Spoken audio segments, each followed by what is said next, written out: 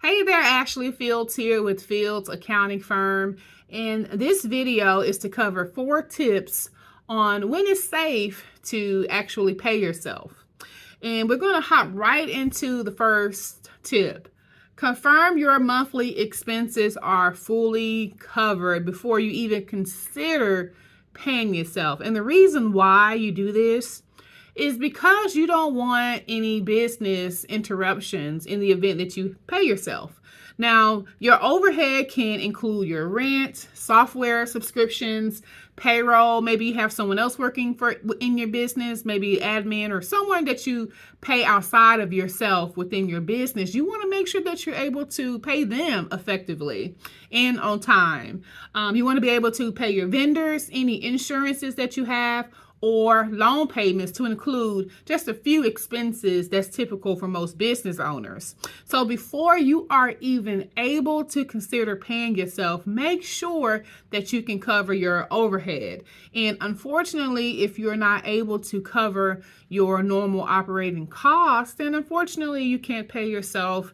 And that's when you go back to the drawing table and make some changes within your business. Tip number 2, set aside taxes before you take a draw or pay yourself. Now, taking a draw and paying yourself classify under 2 different types of payroll. For example, owner's draw, which is transferring money from your business to your personal, is called a draw. And a common misconception that I've seen, especially when filing business tax returns, is that business owners believe that just because they are transferring money from their business to their personal, that's actually a tax write-off, and that is the furthest from the truth. In fact, in the tax code, it says that owner's draw is still subject to federal and state income tax. So even if you are paying yourself draw, that's totally fine.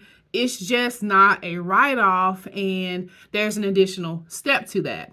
Now, the other alternative to an owner's draw is actually running payroll. And you typically do that through an official payroll system. You can also do that manually. I recommend Gusto, who I am an affiliate of, and I sign up all of my business clients on Gusto. I swear by Gusto, it's user friendly. So Gusto actually helps with covering your federal and state income taxes by depositing your taxes from each payroll that you run on your behalf. And they do that either quarterly or annually. But whether you are paying yourself via owner's draw that I mentioned before, or running through a payroll, you want to make sure that you are covering the tax portion on that. So let's say if you are paying yourself via owner's draw, you want to make sure, and after you're even paying yourself, you want to make sure that you calculate your estimated tax payment. And your estimated tax payment is for the federal income taxes and the state income taxes. And whatever that comes to, whenever you pay yourself, you can do it bi-weekly, weekly, quarterly, annually, whatever you choose. You want to make sure that you are estimating your taxes. And whatever that tax portion for that payroll is, you want to put that money, that tax portion, to the side. Maybe you can put that into a business tax savings account. It could be a savings account that you have within your business that you've labeled for taxes or something like that. But you want to make sure that you put those taxes aside.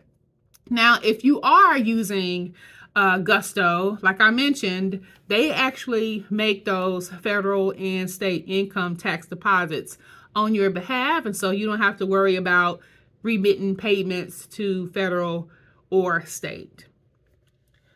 The third tip, build a cash buffer for slow months. Now, what does this mean? This means that there are ebbs and flow in business. Everyone experiences them. I do, you do, and other businesses do. That's why we project. We do projections to determine what's typical for a slow month. For example, I have an accounting firm. I am extremely busy during tax time. I'm extremely busy for the first 5 months out of the year. And when I'm not working those 5 months, I'm doing other services such as accounting, monthly accounting, payroll, and other services that fall under that accounting umbrella. And so when it comes to your business and there are slow months, there may be situations and times where you can't actually pay yourself because your business has hit that ebb and flow.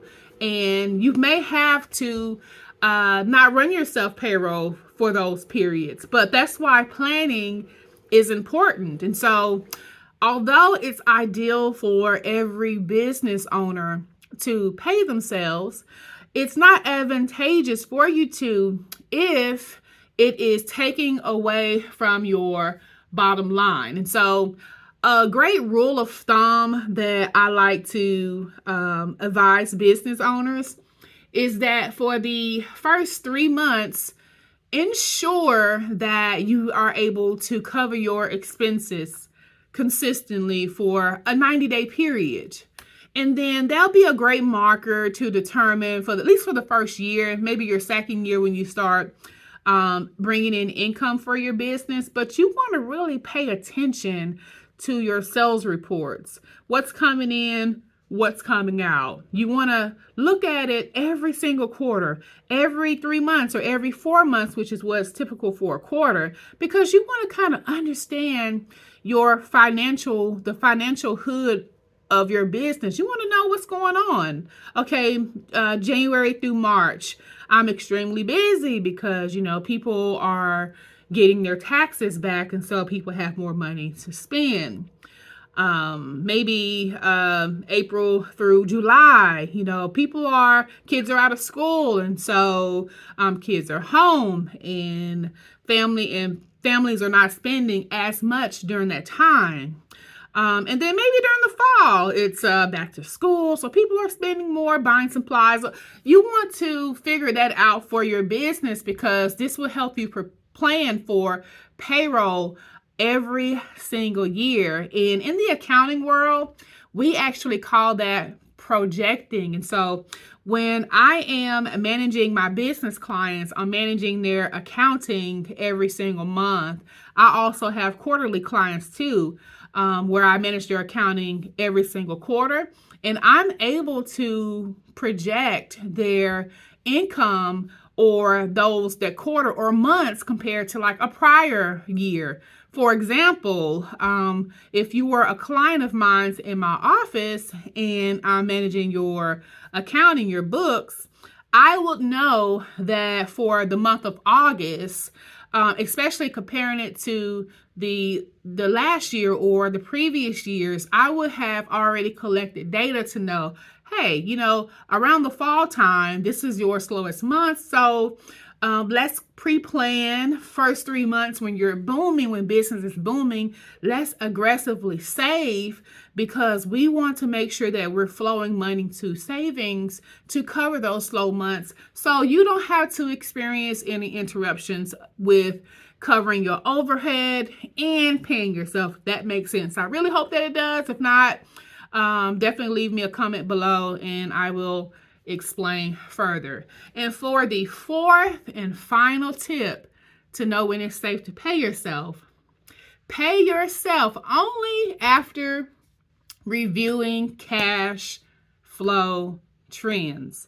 Now, number 4 is a piggyback off of 3, build a cash buffer. Of course, building a cash buffer, like I mentioned, was, just saving money, taking advantage of those robust months or quarters in your business and aggressively saving versus spending, because you want to be able to know your cash flow trends. You want to know if sales are consistent. You want to know what periods expenses are rising, meaning when you have to spend more for inventory. You want to know when to rely on lines of credit.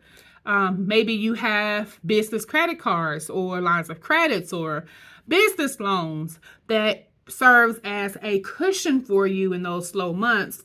That's what I mean when I speak of cash flow trend. Now, a cash flow can be positive and or negative. Like I said, every business goes through the ebbs and flow. But like I mentioned before, if you are truly looking at the finances in your business, this includes collecting data to know what months are slow, what months are your busiest, and this is the true responsibility of a business owner, just knowing where your money is going and knowing when you can pay yourself, because after all, we're all in business to benefit somehow. We all have our own personal expenses, and we want our business to be able to cover that, and we want to be able to cover our overhead, our staff, payroll, in addition to paying ourselves. Okay, so I hope this information helped. Like I mentioned, if you have any additional questions, be sure to leave me a comment below, and I will be sure to answer all of your questions individually. And be sure to like and subscribe to this channel. This is where I'll be sharing weekly videos on all things accounting. Until next time.